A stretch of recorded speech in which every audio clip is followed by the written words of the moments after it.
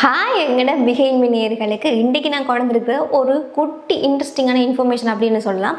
ஆனால் எதிர்காலத்துக்கு தீமை ஏற்படுத்தக்கூடிய ஒரு விஷயம் அப்படின்னு கூட சொல்லலாம்.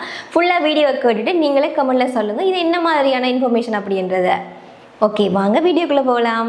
இந்த காலகட்டத்தை பொறுத்தவரையில் மனிதர்கள் செய்யக்கூடிய எல்லா வேலைகளையுமே தற்போது ரோபோக்கள் எல்லாமே செய்ய ஆரம்பிச்சுட்டு அப்படின்னு சொல்லலாம்.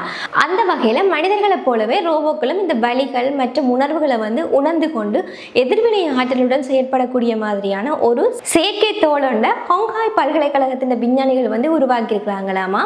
இது ஒரு மெல்லிய படலமாக காணப்படுறதோட ஆயிரக்கணக்கான நுண்ணிய செல்கள உணர்வுகளை இந்த ரோபோக்கள் கணனிகளுக்கு அனுப்பும் அப்படின்னு சொல்லியிருக்கிறாங்க. இந்த தொழில்நுட்பமானது முழுமையாகும் போது இந்த ரோபோக்களும் மனிதர்களை போலவே உணர்வுள்ளவையாக மாறிவிடும் அப்படின்னு சொல்லப்பட்டிருக்கின்றது. இந்த தகவலை நீங்கள் என்ன நினைக்கிறீங்கன்றதை கமெண்ட்ல சொல்லுங்கள். ஏன்னு சொன்னால் இனி வரப்போகிற காலங்களில் செயற்கை நுண்ணறிவுன்றதான் ஒரு பெரிய விஷயமா இருக்க போகுது. இந்த காலகட்டத்திலே அப்படித்தான் இருக்குது. ஆனால் இனி வருகின்ற காலகட்டங்களில் இந்த ஏஐ அப்படின்றது ஒரு பெரிய விஷயமா மாறிடும். ஸோ அந்த ஏஐயால் மனிதர்களுக்கு அழிவு நிலை ஏற்பட போகின்றதுன்றதான் நிறைய பேர் சொல்கிறாங்க. நிறைய பேர் சொல்கிறீங்கன்னா பயன்களுமே நிறைய இருக்குது அப்படின்னு சொல்லி. ஸோ நீங்கள் என்ன நினைக்கிறீங்க?